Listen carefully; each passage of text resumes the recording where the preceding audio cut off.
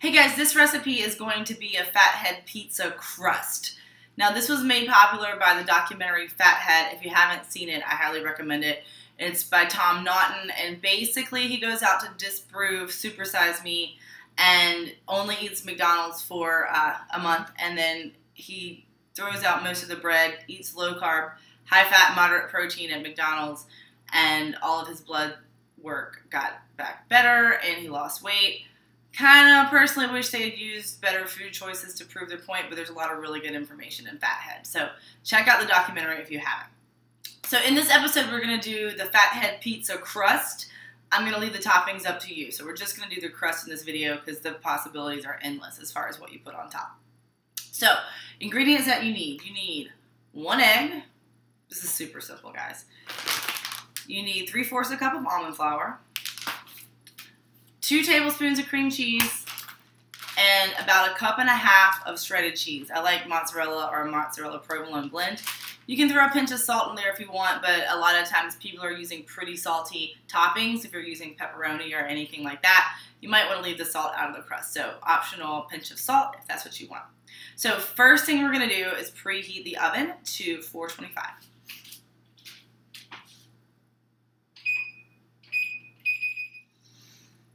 So I've measured out 1.5 cups of cheese, mozzarella shredded.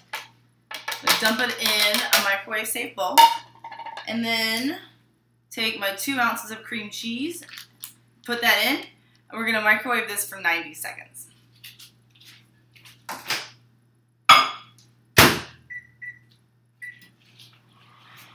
And now I'm going to measure out 3/4 cup of almond flour. So I'm just going to take my measuring cup, just dump it right in while we wait for this cheese to melt. It's too much. Alright. Now we have 3/4 cup of almond flour for when our cheese is melted. I'm going to go ahead and crack this egg, and I'm going to put it in with everything else. So now you have an egg and you have almond flour in here. I'm going to grab a fork and mix it all together. So mix, mix, mix.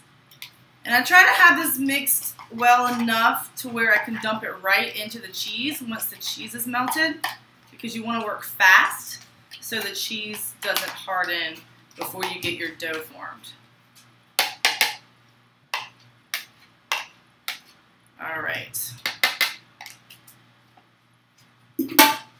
So you have a few more seconds on the cheese, and we'll be right back to mix the dough. Okay, now that I've pulled the cheese out of the microwave, I'm going to take a fork, just give that a little bit of a stir to finish the melting. Then I'm going to dump our egg and almond flour. Mix that a little more. Sounds like our oven is preheated. So mix, mix, mix. And then as it gets cool enough to where you can touch it, I'm doing this on parchment paper. Parchment paper is a very important piece, by the way. I initially tried to use aluminum foil. That didn't work because it stuck. And then after that, I tried to use wax paper, which melted in the oven. So the parchment paper piece is pretty important. I'm just going to bank this on the parchment paper and then knead it into a dough and press it out. So if you need to and it's too sticky for you, you can put another piece of parchment paper on top.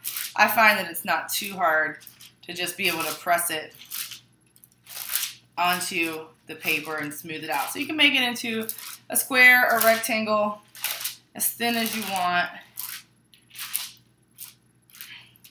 And then kind of make the ends to whatever shape you prefer. So make this a little thinner. And we're going to bake this at 425 for 6 minutes. And then we're going to put the toppings on if that's what you're doing, and I'll show you how to finish it off.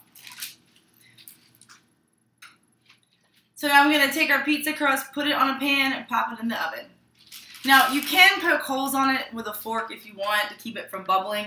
I haven't really found that necessary, so that's optional, but you can if you want.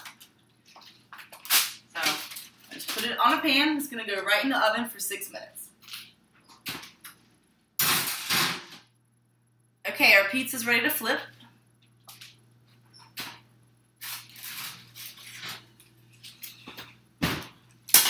Alright, so now I'm just going to take another piece of parchment paper, put it on top, kind of flatten it out, and flip it over. And then you can pull that off. And now, all you need to do is put whatever other toppings you want. So if you can do a low-carb tomato sauce, you can put that on there. Basically tomatoes with spices. Pepperoni, more cheese, sliced mushrooms, onions, whatever you want to put. You can even do like a basil pesto to make it even lower carb instead of tomato sauce. But put whatever toppings you want and then put it back in the oven for about 8 more minutes to make the cheese bubble and cook everything on the top. Okay, I know I told you I wasn't going to do a finished pizza because I don't want to put it in the macros and have it all mixed up if you decide to deviate. But I do want to show you a finished product. So this is what my pizza for today looks like. I used a little bit of green salsa from the farmer's market because I didn't have any tomato sauce and I didn't have any pesto. And then I put some chorizo and cheddar cheese on top to make almost a Mexican pizza. So this is what it looks like.